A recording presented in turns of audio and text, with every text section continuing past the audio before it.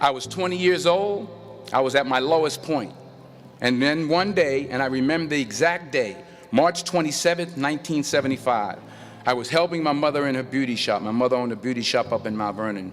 And there was this older woman who was considered one of the elders in the town. And I didn't know her personally, but I was looking in the mirror, and every time I looked at the mirror, I could see her behind me, and she was staring at me. She just kept looking at me. Every time I looked at her, she kept giving me these strange looks. So she finally took the dryer off her head and she said something I'll never forget. First of all, she said, "Somebody give me a piece of paper. Give me a piece of paper." She said, "Young boy, I have a prophecy, a spiritual prophecy." She said, "You are going to travel the world and speak to millions of people." I began at Fordham University as a pre-med student. I took a course called cardiac morphogenesis. I couldn't read it, I couldn't say it, I sure couldn't pass it. So then I decided to go into pre-law, then journalism. And with no academic focus, my grades took off in their own direction. I was a 1.8 GPA one semester, and the university very politely suggested that it might be better to take some time off. I found that nothing in life is worthwhile unless you take risks. Nothing. Nelson Mandela said, "There is no passion to be found playing small and settling for a life that's less than the one you're capable of living."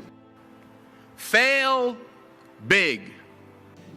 You will fail at some point in your life. Accept it. You will lose. You will embarrass yourself. You will suck at something.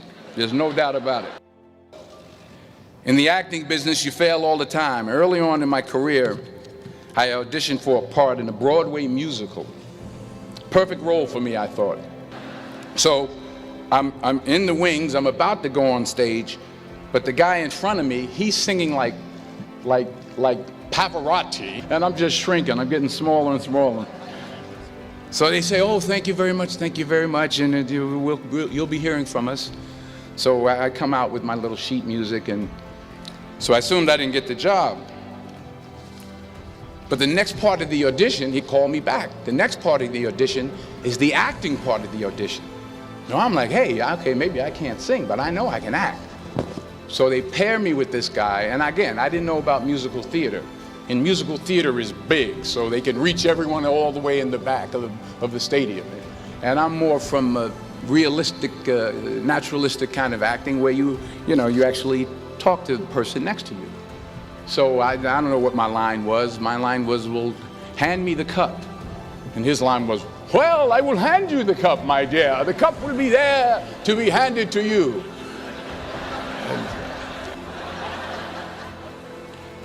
I didn't get the job. But here's the thing. I didn't quit. I didn't fall back. I walked out of there to prepare for the next audition, and the next audition, and the next audition. I prayed. I prayed, and I prayed. But I continued to fail, and fail, and fail. But it didn't matter, because you know what? There's an old saying, you hang around the barbershop long enough, sooner or later you're going to get a haircut. So you will catch a break, and I did catch a break. Last year, I did a play called Fences on Broadway. Someone talked about it. Won the Tony Award. But here's the kicker. It was at the Court Theater.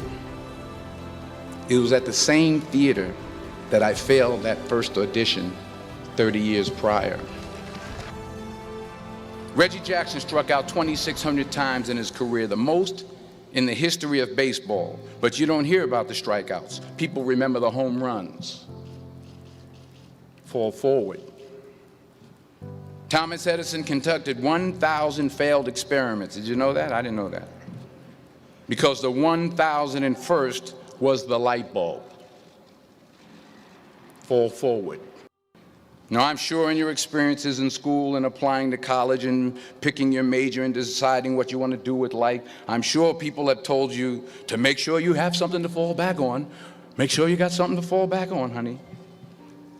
But I never understood that concept, having something to fall back on. If I'm going to fall, I don't want to fall back on anything except my faith. I want to fall forward. I figure at least this way I'll see what I'm going to hit. Fall forward. The point is, every graduate here today has the training and the talent to succeed.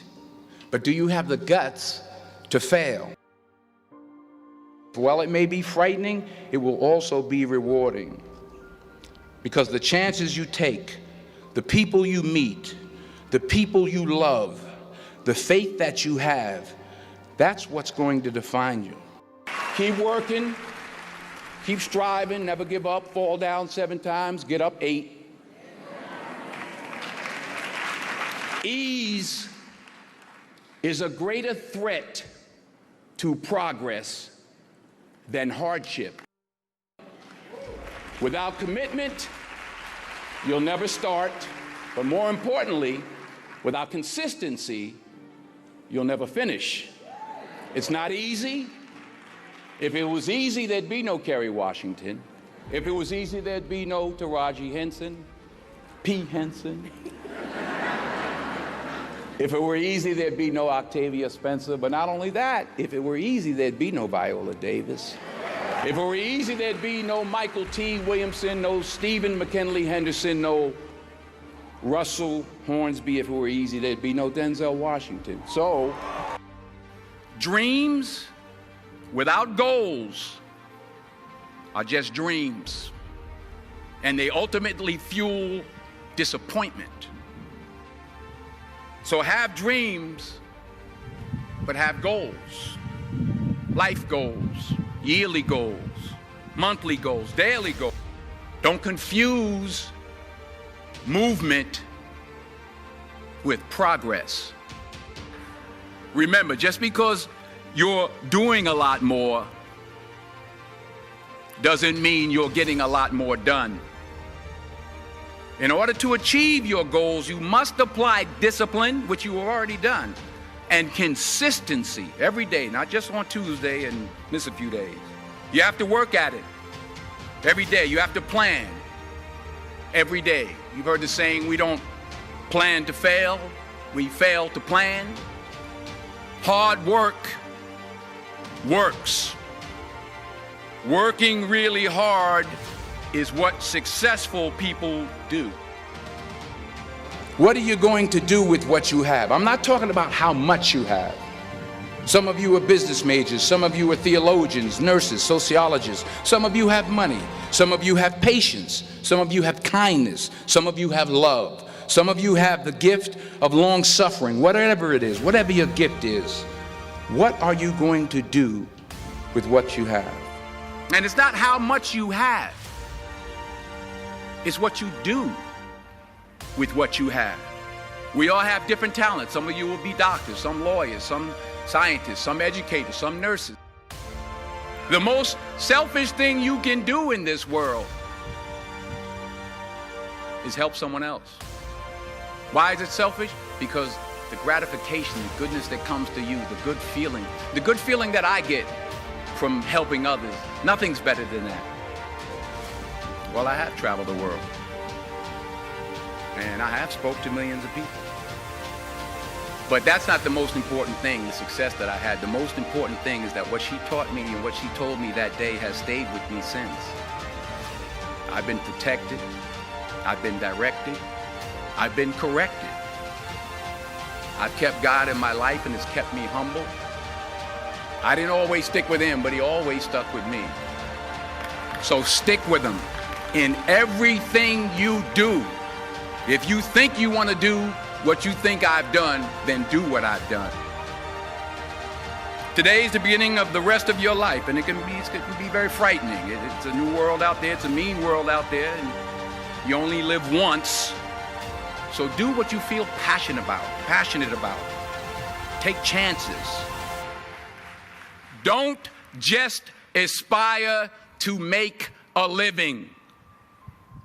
Aspire to make a difference.